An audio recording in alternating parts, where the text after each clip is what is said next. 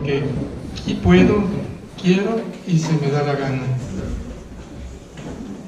También me encontré con una anécdota que sucedió en los Estados Unidos, cuando la guerra civil de los Estados Unidos. Estaba uno de los asesores del presidente y le dice al presidente, estaba la guerra en su parte más cruda, más fuerte, y le dice el asesor al presidente, qué bueno que Dios está de nuestra parte. Y el presidente volteó y le dijo, el que Dios esté de nuestra parte es interesante, pero a mí me ocupa más de ver si estamos nosotros de la parte de Dios, porque Él siempre hace lo correcto. En el día de hoy vamos a ver el libro de Éxodo y vamos a tratar de abarcar muchos capítulos, desde el capítulo 21 al 31, nos saltamos del 32, 33, 34 y nos pasamos del 45 al 40. ¿Por qué estará así los capítulos de la Escritura? Yo encontré que el Señor nos habla, nos muestra, nos deja ver. A Moisés le permitió subir al monte y le mostró la obra que tenía que hacer y tuvo oportunidad de verla, pero también el Señor nos da instrucciones específicas, precisas, nos da oportunidad de hacerlas y una vez que las terminamos y están conforme a las instrucciones que se nos dio, el Señor se presenta. Entonces es la culminación de la obra. Es muy importante preguntarse el por qué el Señor deja que esté en la Escritura registrada el tabernáculo. Y yo veo en esta parte de la Escritura que el Señor nos muestra su santidad. La santidad del Señor, Él es 3 veces santo, ¿verdad? Entonces no podemos acudir, no se puede acudir así nada más de la noche a la mañana queriendo. Él es santo, sus pensamientos no son nuestros pensamientos. Pero también aquí se nos muestra lo maligno del pecado y también se nos deja ver el precio de nuestra salvación. Y yo doy gloria y honra al Señor por estos pasajes en la Escritura, porque tienen muchísima enseñanza, mucho simbolismo que podemos encontrar en toda la Escritura, porque el Señor nos está hablando de su santidad, nos está mostrando de su santidad, nos está haciendo ver lo malo del pecado, pero también nos deja ver que tenemos la oportunidad, la salvación en Él, una salvación que no tiene precio. Y nadie puede perder lo que no ha ganado, ¿verdad? La salvación no se pierde. Bien, los invito a que me acompañen a orar para hacer la presentación de estas partes de la Escritura. Padre bueno, a ti es la gloria y la honra en Cristo Jesús, Señor. Y en este nombre, Señor, buscaremos en tus Escrituras enseñanzas, Señor, verdades que tú nos das oportunidad de realizarlas, de verlas, hacerlas y agradarte, Padre. Gracias porque tú, Señor, nos das oportunidad de conocer de ti y honrar y glorificar tu nombre con nuestras vidas. Gracias en Cristo Jesús. Amén.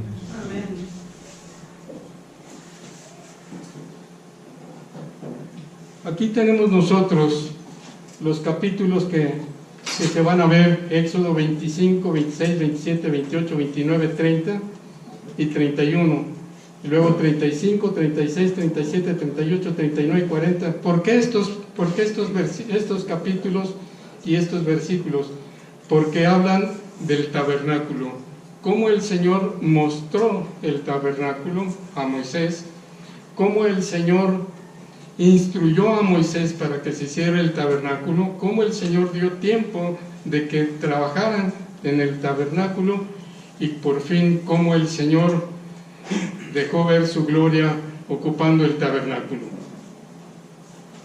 Entonces voy a tratar de presentar puntos muy específicos y muy rápidamente, no sin entrar a detalle, pero sí con el propósito de que nosotros veamos de que lo que el Señor pidió, lo podemos hacer.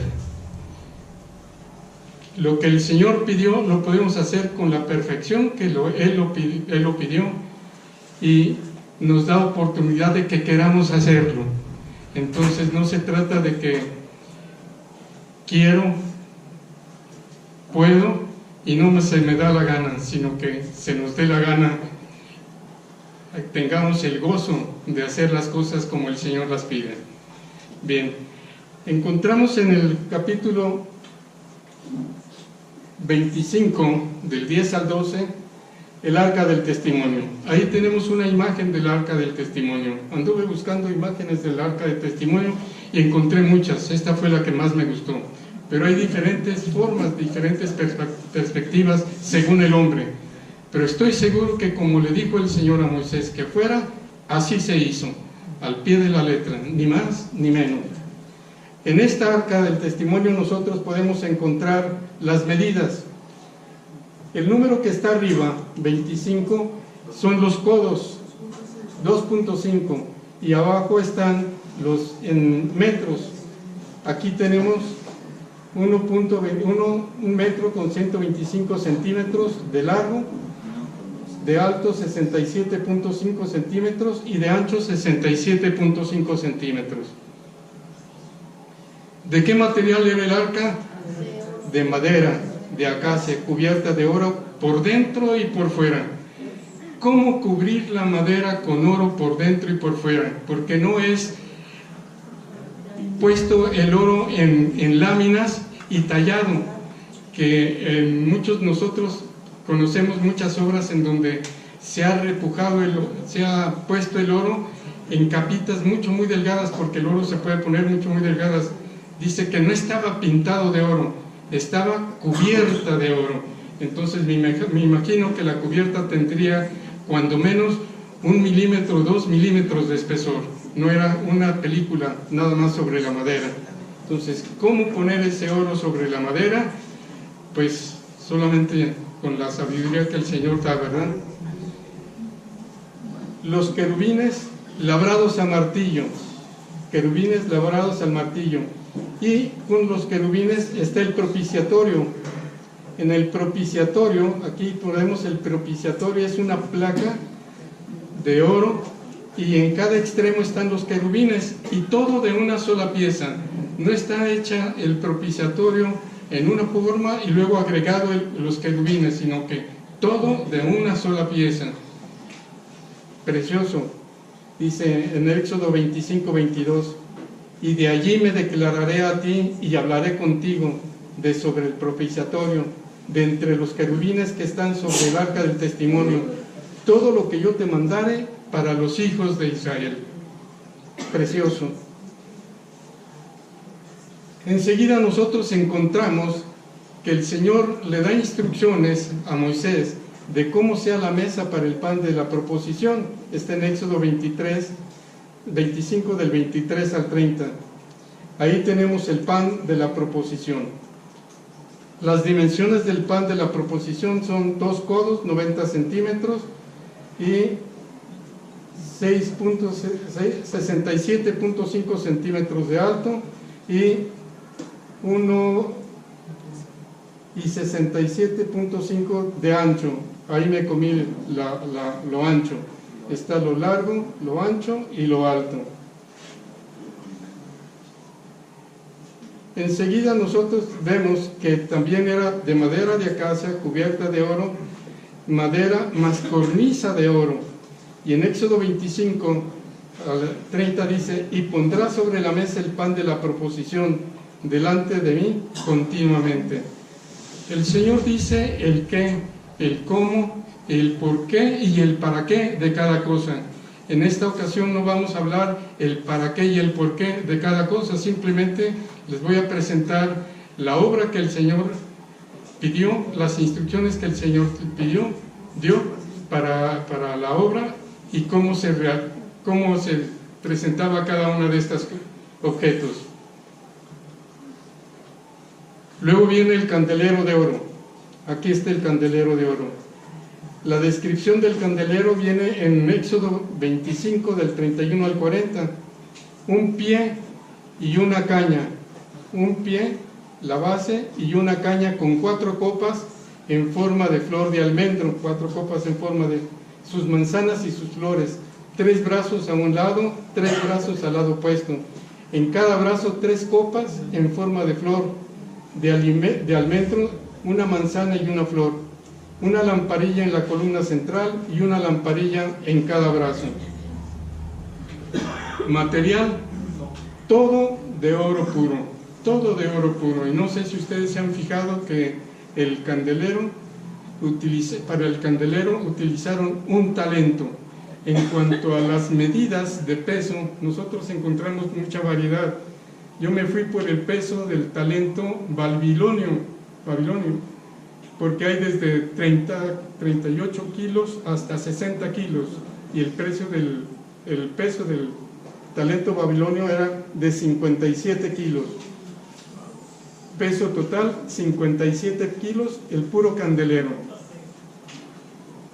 Labrado a martillo, esto no fue hecho a fundición, fue labrado a martillo, parte por parte. Y junto con el candelero describe también que se tienen que hacer despabiladoras y platillos. Luego entramos con el tabernáculo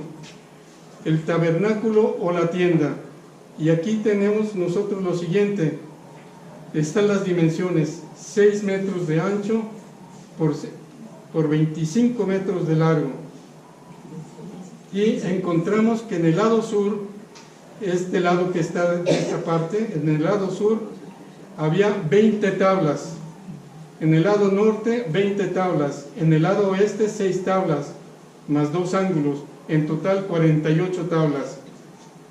En cada tabla estaba con bases, las bases de cada tabla estaba fijada con 2 basas de plata, en total 96 basas de plata.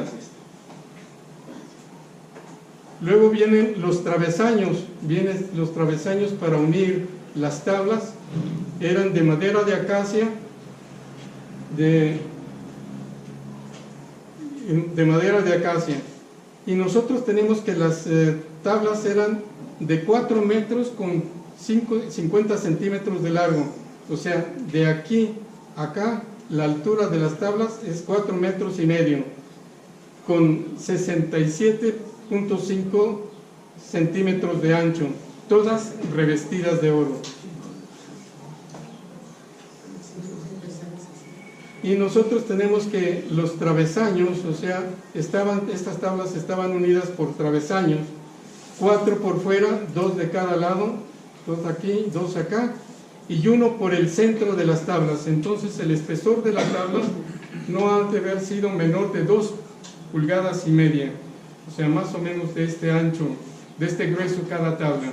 Imaginémonos lo que pesa una tabla de 4 metros y medio por 70 centímetros de ancho por 5 centímetros de alto, pues nada livianitas, y todo eso revestida de oro. Enseguida tenemos: y alzarás el tabernáculo conforme al modelo que te fue mostrado en el monte. En el modelo que le fue mostrado en el monte se le mostró el velo, un velo que tiene mucha significancia para nosotros por lo que el Señor hizo después. Dice: hace una cortina de púrpura, carmesí, escarlata y lino fino, con querubines artísticamente bordados en ella. Cúbrela,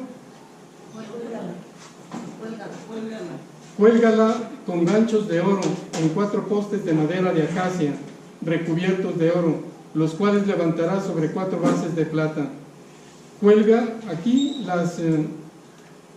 los postes, madera de acacia recubiertos de oro, los cuales, dice, y cuelga de los ganchos la cortina, la cual separará el lugar santo del lugar santísimo, y coloca en el área del pacto, y coloca el arca del pacto detrás de la cortina. Entonces, regresándonos acá, nosotros tenemos que esta es la cortina de que estamos hablando, este es el lugar santísimo y este es el lugar santo.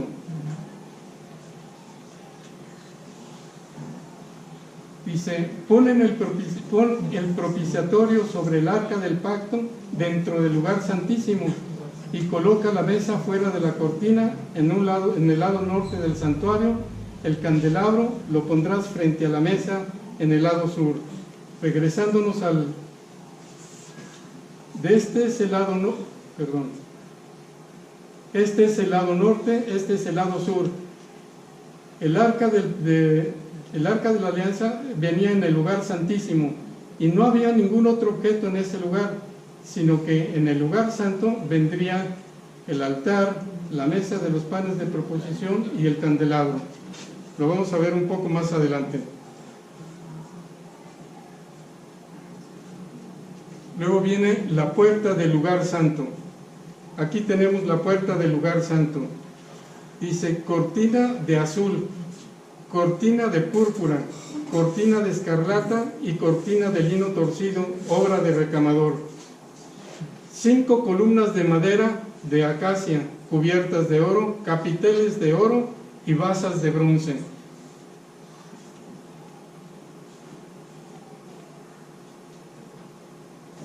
Luego viene la cubierta del tabernáculo. Aquí tenemos el tabernáculo. ¿Cómo estaba cubierto el tabernáculo? El tabernáculo estaba con 11 cortinas de pelo de cabra cada uno, de largo de 13 metros con 50 centímetros por 1 metro con 80 de ancho. 11. Una cubierta de pieles de carnero teñida de rojo. Aquí tenemos la cubierta de pelo de cabra. Luego tenemos la cubierta de carnero teñida de rojo y una cubierta de pieles de tejones encima, la última cubierta. Viene entonces el altar de bronce. Dejamos el tabernáculo y nos vamos al altar de bronce. En el altar de bronce, estas son las medidas: 2 metros con 25 centímetros de largo por 1 metro con 35 centímetros de alto, con 2 metros de 25 centímetros de ancho. Mesa de madera de acacia, cubierto de bronce. Ahora ya no es cubierta de oro, ahora es cubierta de bronce, por dentro y por fuera. Enrejado de bronce de obra de rejilla. Este enrejado de bronce y en forma de rejilla. También se hicieron los calderos, las paletas, los tazones, los garfios, los braseros, todo de bronce. Lo harás hueco de tablas de la manera que te fue mostrado en el monte, así lo harás. Entonces, no era de una sola pieza todo, sino que era hueco, porque está hecho con maderas. Luego tenemos el atrio del tabernáculo. En el atrio del tabernáculo vemos en el capítulo 27, del 9 al 19, que este es el atrio del tabernáculo. 22 metros y medio de ancho por 45 metros de largo. Columnas de bronce con basa de bronce y capitel y monturas de plata. Cortinas de lino retorcido de 5 metros de largo por 2.25 metros de alto. Aquí tenemos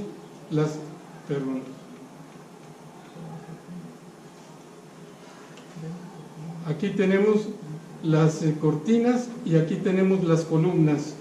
Entonces, en total, 51 columnas, porque en el lado norte había 20 columnas, 20 cortinas con 20 columnas. En el lado sur, 20 cortinas con 20 columnas. Lado norte, lado sur.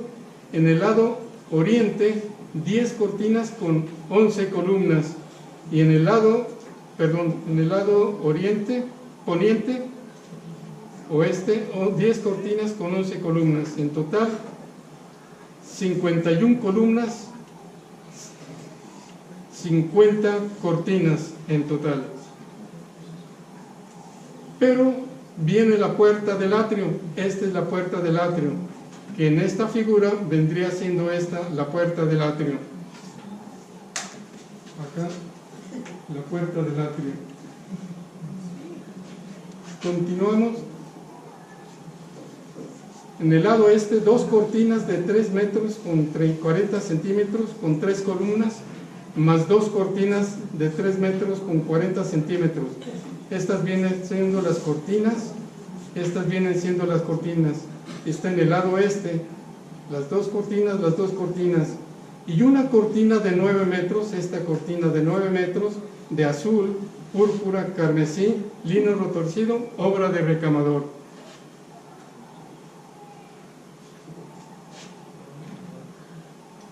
Luego habla de la fuente de bronce. Dice: harás también una fuente de bronce con su base de bronce para lavar, y lo colocarás entre el tabernáculo de reunión y el altar, y pondrás en ella agua.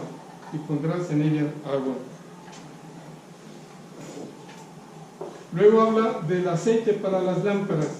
Dice: ordénale a los israelitas que traigan aceite puro de oliva para que las lámparas estén siempre encendidas. Aarón y sus hijos deberán mantenerlas encendidas toda la noche en presencia del Señor, en la tienda de reunión, fuera de la cortina que está entre el arca del pacto.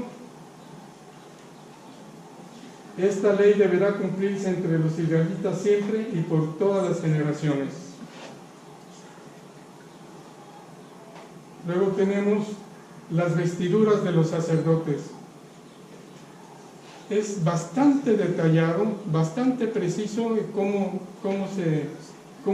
le instruye el Señor que deben de ser las vestiduras del supremo sacerdote y de los sacerdotes de Aarón y de los hijos de Aarón. Aquí nada más estoy mostrando una imagen, pero dice: son vestiduras para Aarón, para Nadab, Abiú, Eleazar e Itamar, que son los hijos de Aarón. Y harás vestiduras sagradas a Aarón, tu hermano, para honra y hermosura. Me llama mucho la atención que todo esto es para honra y hermosura, no del hombre, sino honra y hermosura de Dios. Dice: y tú hablarás a todos los sabios de corazón, a quienes yo he llenado del espíritu de sabiduría, para que hagan las vestiduras de Aarón, para consagrarle como mi sacerdote.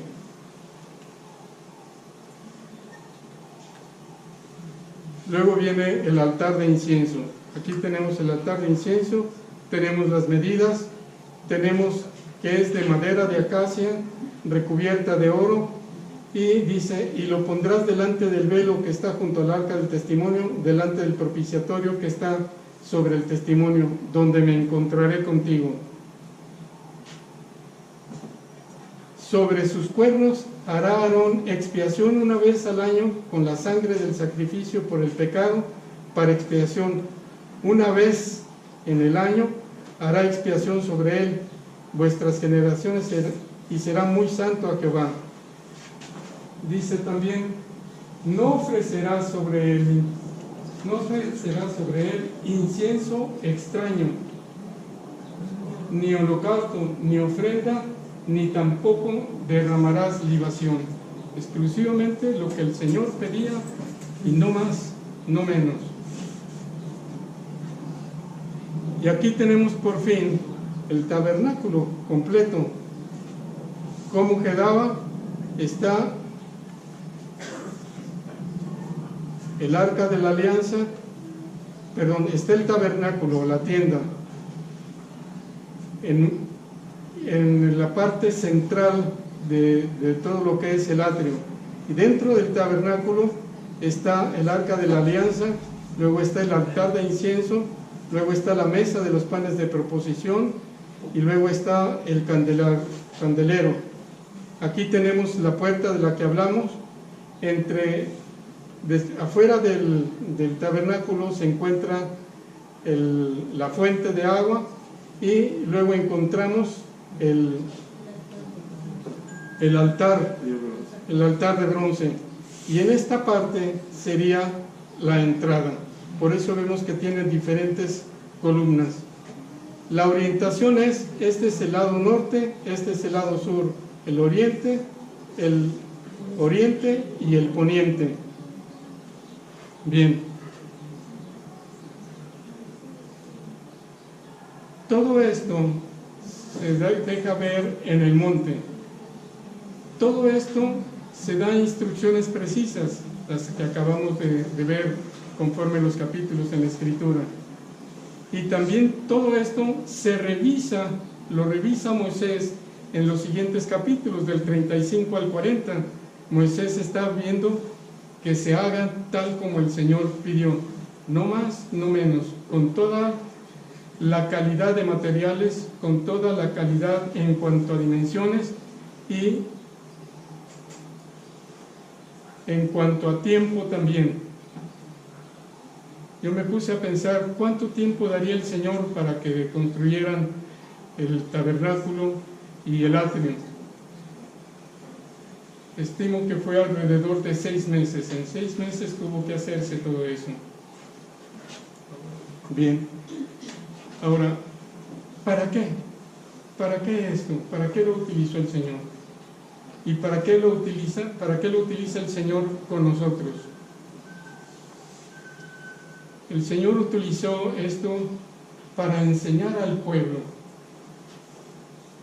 el cómo Él podía estar presente con el pueblo y cómo podía enseñarle al pueblo a honrar el nombre del Señor. Nosotros podemos decir, bueno, ya no hay tabernáculo, pero nosotros podemos encontrar que aquí va enseñando que hay una puerta, una sola puerta por la cual se puede entrar. No hay ninguna otra parte por la cual pueden entrar al tabernáculo. Entonces, cualquier persona podía entrar al tabernáculo, al lugar del tabernáculo, y llegar al altar de bronce. En el altar de bronce se ofrecían los holocaustos. ¿Qué quiere decir esto? Que se sacrificaban los animalitos y ahí se incineraban los animalitos, porque la paga del pecado es muerte. Entonces, nadie puede pasar, ni siquiera a ser limpiado, si no ha pagado por su pecado, si no se ha quitado el pecado de él delante del Señor, para luego ser limpiado con el agua. Y una vez que es limpiado, y no cualquier persona podía entrar, solamente los sacerdotes. Aquí nosotros encontramos que los sacerdotes se lavaban las manos y los pies para poder entrar a la tienda o tabernáculo. Y ahí está la puerta que ya vimos, y dentro del tabernáculo está el pan, la mesa de los panes de proposición, en donde hay la mesa que vimos de madera cubierta de oro, en donde hay 2 pilas de panes, de 6 panes cada una de las pilas, que simbolizan cada una de las tribus de Israel, y la provisión de alimento del Señor. Y también nosotros encontramos el candelabro de oro. El candelero de oro, les dije que pesaba 57 kilos. Me puse a investigar a cómo andaba el kilo de oro, y el gramo de oro anda en 764,36 centavos actualmente. Esto quiere decir que si nosotros multiplicamos los 57 kilos por este precio, nos da un total de 43 millones y centavos de pesos. 43 millones y centavos de pesos. Bien.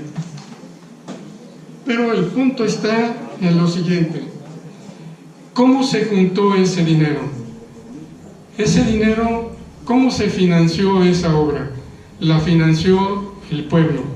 ¿Con qué? Con el oro que aportó, con el bronce que aportó, con la plata que aportó, con el lino, con el azul, con el carmesí y con el púrpura que todos el pueblo llevaron. Y llevaron con tanto gozo, con tantas ganas, que empezó a juntar los materiales, de tal manera que los maestros que estaban dirigiendo la obra le dijeron a Moisés: ya no mandes más material, ya tenemos más que suficiente.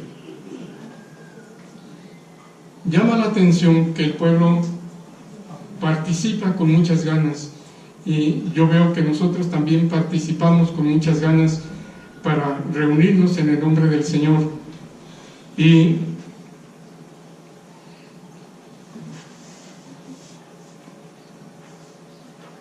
nosotros podemos ver que en el altar del incienso, solamente una vez al año, podía entrar Aarón y ofrecer, poner de la sangre del holocausto, ponerlo en los cuernos y ofrecérselo al Señor. Entonces, nosotros actualmente, ¿cómo podemos relacionarnos con el Señor? ¿Cómo podemos tener comunión con el Señor? Solamente a través de Cristo. Porque en Cristo, Él ya, con el sacrificio de Cristo, Él pagó con su sangre ya por nuestros pecados. Está quitado el pecado en Cristo, y en Cristo puede entrar al lugar santo y al lugar santísimo y estar en comunión con el Padre, y por lo tanto nosotros solamente podemos estar ante el Padre en Cristo Jesús.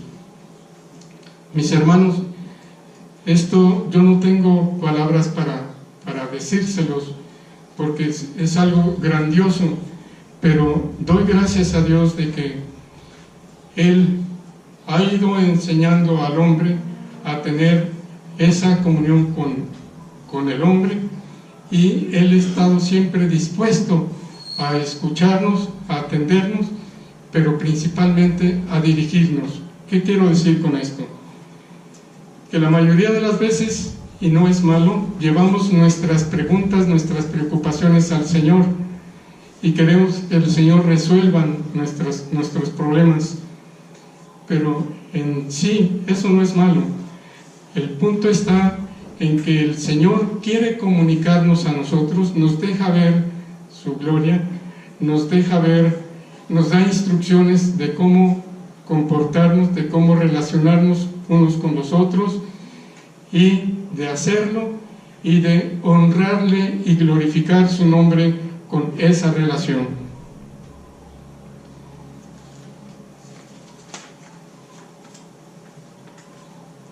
Les decía en un principio que no se trata nuestra relación con Dios, nosotros podemos hacerla gracias a Cristo Jesús. Gracias a Cristo Jesús. Sin Cristo Jesús no podemos hacerla. Cuando escuchamos de la palabra, queremos hacerla. Cuando escuchamos de la palabra, queremos hacerla. Pero mi pregunta principal es: ¿nos da la gana hacerla? ¿Nos gozamos con seguir las instrucciones del Señor, con vivir conforme el Señor nos enseña? Leemos la Escritura, hacemos nuestro devocional de tal manera que podamos nosotros realmente honrar a nuestro Señor y estar en su presencia en Cristo Jesús para agradarle, para glorificarle. En lo personal me hace falta mucho, pero eso no quiere decir que no lo haga, sino que tengo que consultar más con Cristo Jesús, tengo que estar más presente en mi vida, tener más presente a Cristo Jesús para poder glorificar el nombre de Dios con mi vida, con mis pensamientos, con mis palabras y con mis obras.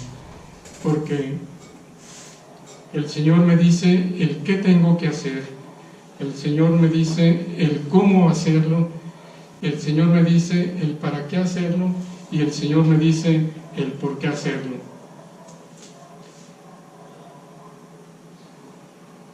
Hay una parte de la Escritura que menciona acerca de la ofrenda.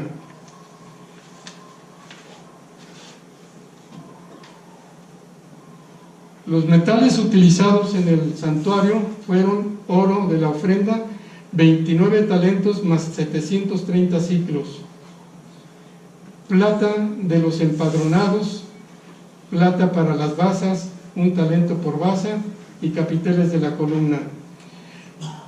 Habla en cuanto a la ofrenda que cada uno de los que se registraran en el pueblo del Señor tenía que pagar medio ciclo. Esto quiere decir que cada ciclo tiene 14 gramos. Medio ciclo vendrían siendo 7 gramos de plata para ser inscrito, para que no hubiera mortandad en tanto eran inscritos en el templo, en el pueblo del Señor. Luego nosotros vemos que el bronce ofrendado fueron 70 talentos más 2100 ciclos. Si un kilo de oro de 24 kilogramos cuesta 764.360 pesos por kilo. Un kilo de oro actualmente cuesta 764.360 pesos. Ese dinero multiplicado por 57 kilos nos da 43.568.520 pesos. Ese sería el costo del candelabro, nada más en la actualidad, del candelero. 43.568.000 pesos con 520 pesos. Un talento de oro es de 57 kilos. Entonces, pero en total se donaron 29 talentos.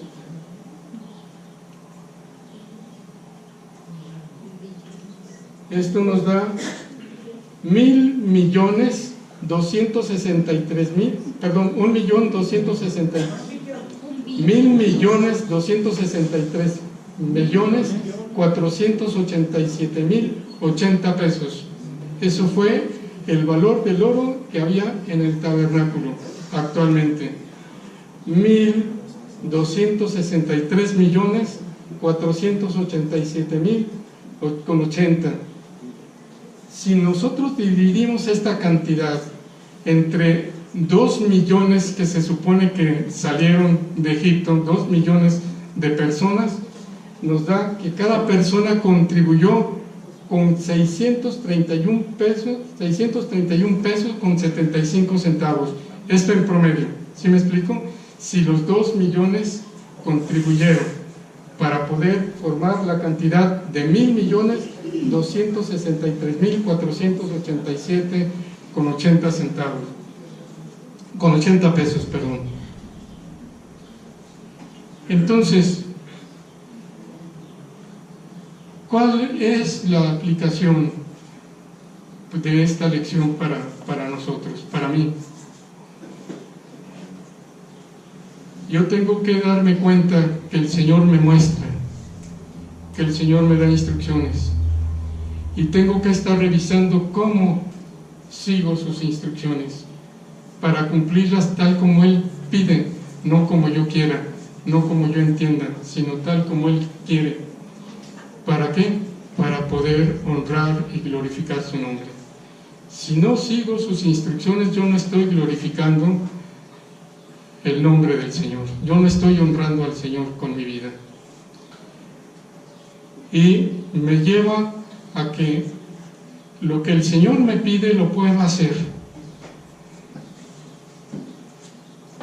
Puedo hacer, quiero hacerlo, y también que encuentre gozo en hacerlo, que me dé la gana hacerlo. De otra manera, yo creo que no estoy siguiendo las instrucciones del Señor, no estoy honrando y glorificando su nombre. Y yo, en gratitud a lo que el Señor dispuso en Cristo Jesús para que yo pueda ser salvo y un día estar presente ante su gloria eternamente, lo mínimo que tengo que hacer es conocer sus instrucciones, ver cómo muestra su gloria entre nosotros, y yo también respetar sus instrucciones y honrarlas con mi vida y con mis pensamientos. Yo los invito a ustedes, hermanos, de que veamos más que los utensilios, veamos cómo el Señor provee, porque Él proveyó. No le pidió que Moisés fuera el único que hiciera las cosas, sino que a Moisés también le dio instrucciones de que había nombrado a 2 artesanos, maestros, 2 artesanos, para que ellos enseñaran a los demás varones de un corazón, de corazón voluntario y con voluntad, para construir lo del tabernáculo y estar Él día tras día, minuto tras minuto, con su pueblo, con nosotros. Entonces, mis hermanos, yo les voy a pedir que me acompañen en oración, dando gracias al Señor porque nos da esta lección tan grande, que muchas veces yo no me había puesto a leerla con detenimiento, porque dije, ¿para qué tanto nombre? Y me repite el candelero, y me repite otra vez el candelero, y me repite las cortinas, y me repite el atrio, y me repite el lavabo, repite y repite. Yo no sé para qué lo repite tanto, pero me doy cuenta de que el Señor nos deja ver su obra, el plan que tiene para nosotros, y nos da instrucciones para seguir su plan, y que nosotros podemos adherirnos a su plan voluntariamente, con gozo, y seguirlo, obedecerlo, y entonces honrar y glorificar su nombre. Padre bueno, a ti es la gloria y la honra en Cristo Jesús.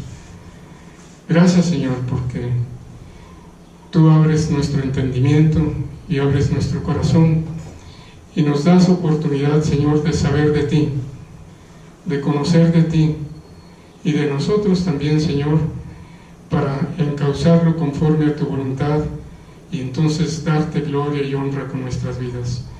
Gracias en Cristo Jesús por cada uno de los que estamos presentes y por aquellos que no pudieron estar.